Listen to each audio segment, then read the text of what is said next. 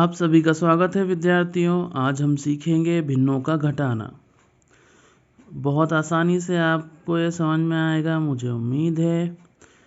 हम सीख चुके हैं जोड़ में कि जब हर समान होते हैं तो हर का लासा वही आता है। तो यहाँ पे हर समान है तो हर का लासा 8 आएगा। लासा मतलब लघुत्तम समापवर्ती यानी कि LCM होता है। तो यहाँ पे लासा क्योंकि 8 है इसलिए 8 को 2 बार नहीं लिखेंगे बल्कि एक ही बार लिखेंगे, आपको ये ध्यान रखना है।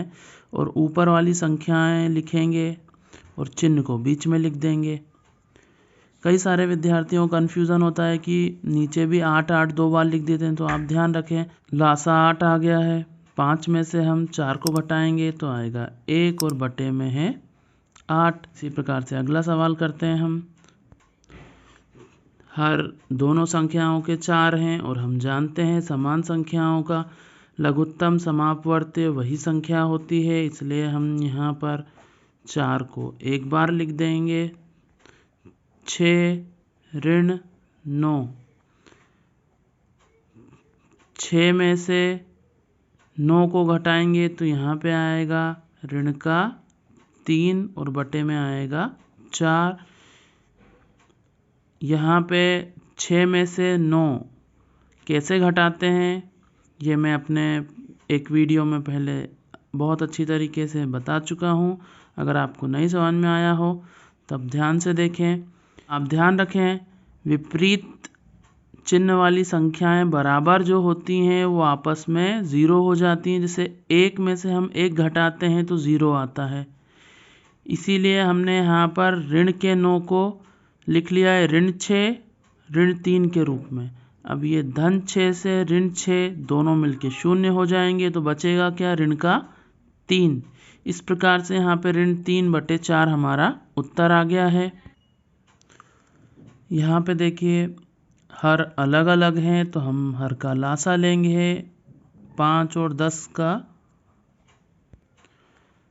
लासा लेते समय आपको ध्यान रखना है, हम सबसे पहले छोटी संख्याओं से शुरू करते हैं। तो अगर 2 से इनमें 2 के पहाड़े में 5 और 10 में से कोई सी भी संख्या आती है तो हमें 2 के पहाड़े से शुरुआत करनी है।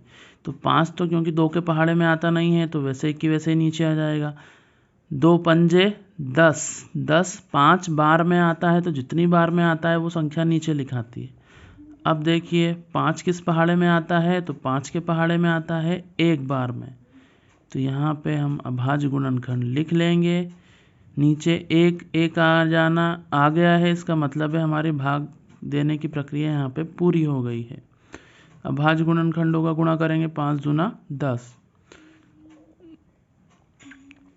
ये 10 ही हमारा लासा यानी कि LCM है जिसको हमने यहाँ पे लिख लिया है।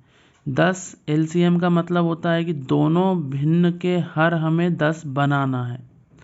5 का पहाड़ा पढ़ेंगे 10 कितनी बार में आता है, तो 2 बार में आता है। 5 दूना 10 तो 2 से गुणा कर देंगे। अब यहाँ पर आप देखें 7 बटे 10, यहाँ पे पहले से ही 10 है तो हमें इसको कुछ भी करने की ज़रूरत नहीं है। 4 दूना 8, 5 दूना 10 ऋण 7 बटे 10 हर समान हो गए हैं।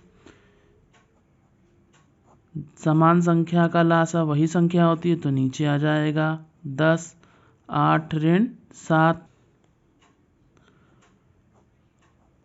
8 में से 7 को घटाएंगे तो आएगा 1 और बटे में 10। ये है हमारा उत्तर। अगला सवाल है 7 बटे 3 घटाना है 9 बटे 4, मतलब 7 बटे 3 में से हमें 9 बटे 4 को घटाना है। यहाँ पे हर 3 और 4 का हम लेंगे लासा। तो 3 और 4 का लासा, तो जिस प्रकार से हम जानते हैं छोटी संख्या से शुरुआत करनी है। 3 वैसा कि वैसे ही 1, अब 3 से भाग जाएगा यहाँ पर एक बार में। अभाज्य गुणनखंडों को हम लिख लेंगे 2 दूना 4 तिया 12।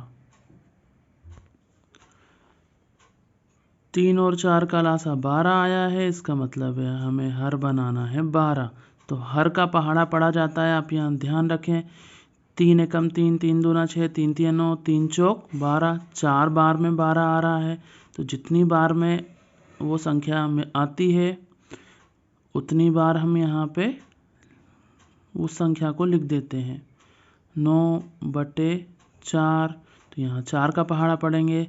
4 एकम 4, 4 दूनी 8, 4 तिया 12। 3 बार में 12 आ रहा है, तो 3 से हम अंश और हर में गुणा कर देंगे।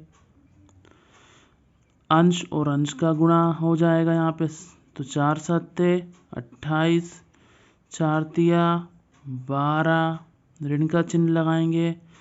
3 नाम 27 और 3 चौक 12, बटे में 12 आ जाएगा। 12 और 12 का LCM 12 ही होगा। 28 माइनस 27, 28 में से 27 को घटाएंगे तो आएगा 1 और बटे में है 12। तो ये है हमारा उत्तर। मुझे उम्मीद है आप इस प्रकार के सवालों को बहुत अच्छे से हल कर पाएंगे। अगर आपको ये वीडियो अच्छा लगा है तो चैनल को सब्सक्राइब करें, वीडियो को लाइक करें। वीडियो देखने के लिए आप सभी का धन्यवाद।